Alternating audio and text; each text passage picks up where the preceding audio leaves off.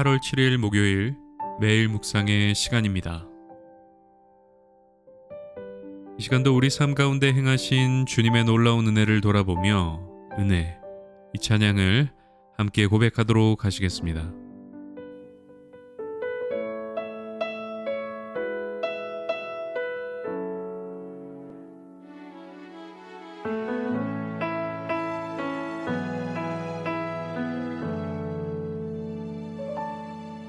내가 누려왔던 모든 것들이, 내가 지나왔던 모든 시간이, 내가 걸어왔던 모든 순간이 당연한 것 아니라 은혜였소.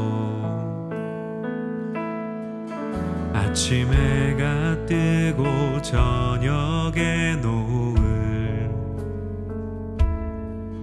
봄의 꽃향기와 가을의 열매,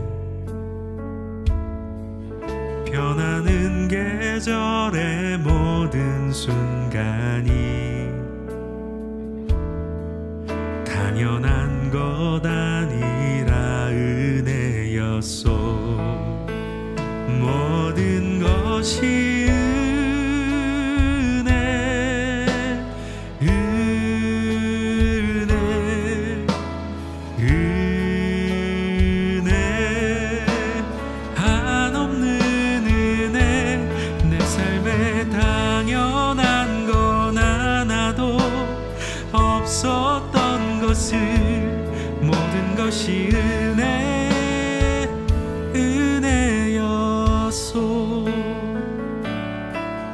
내가 이 땅에 태어나 사는 것, 어린아이 시절과 지금까지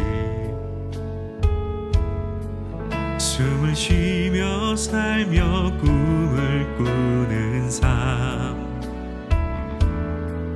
당연한 것 아니라 은혜였소. 내가 하나님의 자녀로 살며 오늘 찬양하고 예배하는 삶, 복음을 전할 수 있는 축복이 당연한 것 아니라 은혜였소. 모든 것이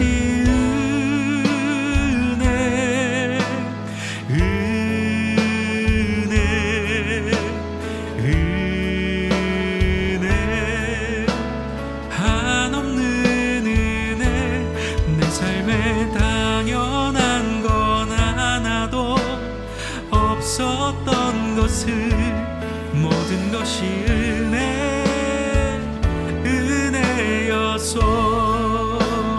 모든 것이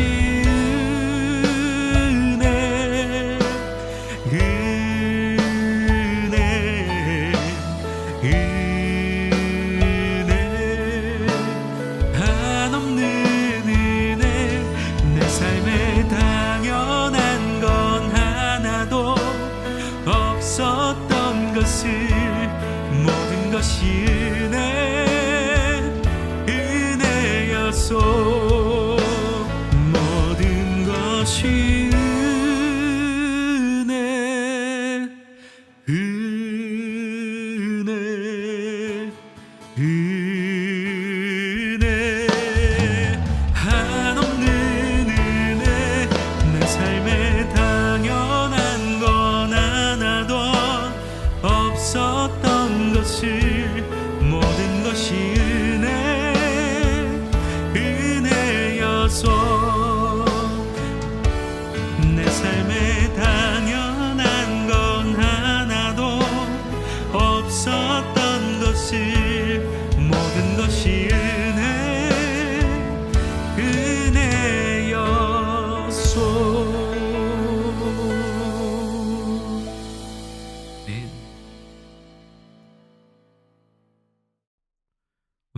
주시는 하나님의 말씀은 에스겔 14장 1절에서 11절까지의 말씀입니다. 핵심이 되는 구절인 11절 말씀만 제가 읽도록 하겠습니다. 이는 이스라엘 족속이 다시는 미혹되어 나를 떠나지 아니하게 하며 다시는 모든 죄로 스스로 더럽히지 아니하게 하여 그들을 내 백성으로 삼고 나는 그들의 하나님이 되려 함이라. 주 여호와의 말씀이니라. 아멘. 올 5월 뉴욕의 일간신문 뉴욕포스트에 한 남성의 생일 파티에 대한 뉴스 기사가 실렸습니다. 이 생일 파티는 처음에는 선물을 전달하는 등 감동적인 모습으로 시작이 됐지만 얼마 지나지 않아 이 파티장은 남편의 행동으로 아수라장이 되고 말았다고 합니다. 파티장에서 아내를 무대 위로 불러내놓고 공개적으로 그녀를 비난하고 독소를 퍼부었던 것입니다.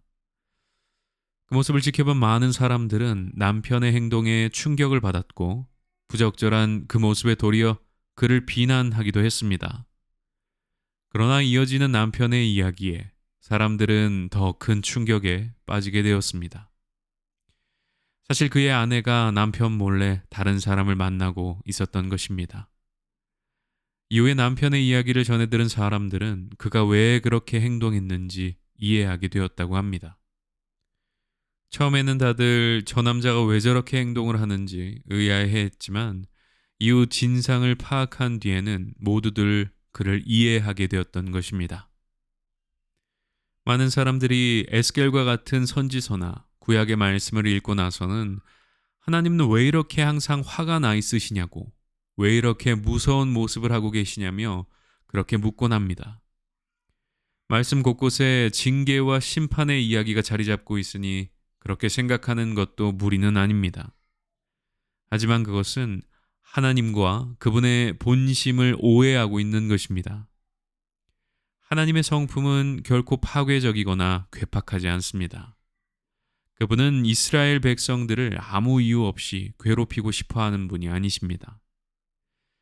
당신의 백성들을 향한 하나님의 진노와 징계는 신랑과 신부의 관계 속에서 이해해야 하는 부분입니다.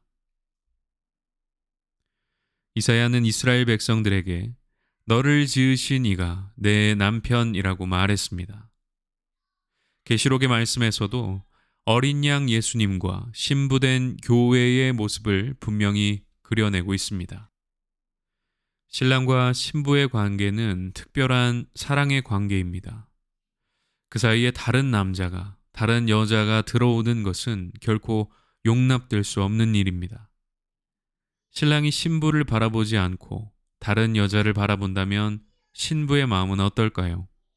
신부가 신랑에게 기대지 않고 다른 남자의 어깨에 기대어 있다면 신랑의 마음은 또 어떨까요?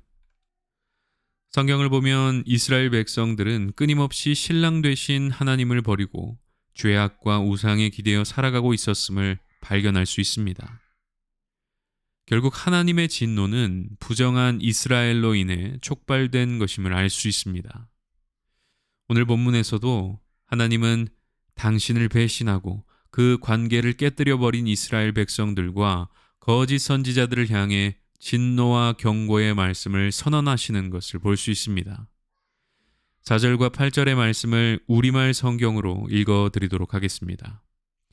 자기 마음에 자기의 우상을 세우고 자신을 죄에 빠뜨리는 걸림돌을 자기 앞에 두고서 예언자에게 오는 사람은 이스라엘 족속 어느 누구에게라도 여호와가 그 많은 우상의 대가를 지불할 것이다. 내가 그 사람을 대면하고 본보기로 내가 그를 속담거리로 만들 것이다. 내가 그를 내 백성들 가운데서 죽일 것이다.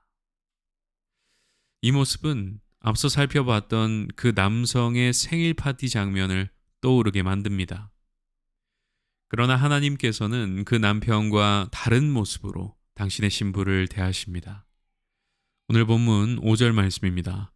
우상으로 인해 그들이 내게서 떠나버렸으니 이제는 내가 모든 이스라엘 족속의 마음을 붙잡으려는 것이다. 하나님께서는 이스라엘 백성들이 자신을 떠났다고 해서 똑같이 그들을 버리려 하지 않으셨습니다. 하나님께서는 오히려 이스라엘을 붙잡으시고 그 유혹의 늪에서 끌어올리고자 하셨던 것입니다. 이 하나님의 마음을 가장 잘 표현하고 있는 말씀이 바로 호세아서 말씀입니다. 고멜은 끊임없이 호세아를 배신하고 다른 남자들의 품으로 달려갔습니다. 그러나 그때마다 호세아도 끊임없이 다시 찾아가 그녀를 데리고 왔습니다. 이것은 이스라엘 백성들을 향한 하나님의 마음이 어떠한 것인지를 보여주는 아주 선명한 증거입니다. 하나님께서는 고멜과 같은 이스라엘 백성들을 향해 노를 바라고 징계를 하시지만 결코 그 끈은 놓지 않으시는 분이시라는 것입니다. 하나님께서 원하시는 것은 그 관계의 파멸이 아니라 회복이었던 것입니다. 그래서 오늘 본문 11절 말씀에도 이렇게 말씀하셨던 것입니다. 이는 이스라엘 족속이 다시는 미혹되어 나를 떠나지 아니하게 하며 다시는 모든 죄로 스스로 더럽히지 아니하게 하여 그들을 내 백성으로 삼고 나는 그들의 하나님이 되려 함이라.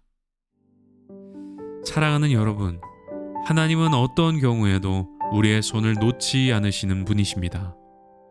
심지어 우리가 하나님을 향해 등을 돌리고 외면하며 떠나 있을 때에도 하나님께서는 결코 그 관계의 끈을 놓지 않으십니다. 다만 하나님께서는 우리가 돌아오기를 기다리고 계십니다. 본문 6절 말씀처럼 마음을 돌이켜 우상을 떠나고 얼굴을 돌려 모든 가증한 것을 떠나 다시 하나님께로 돌아오기를 기다리고 계시다는 것입니다. 오늘도 그렇게 주의 정결한 신부로 신랑 되신 주님과 깊은 사귐의 기쁨을 누리는 복된 날이 되시기를 주님의 이름으로 축원합니다.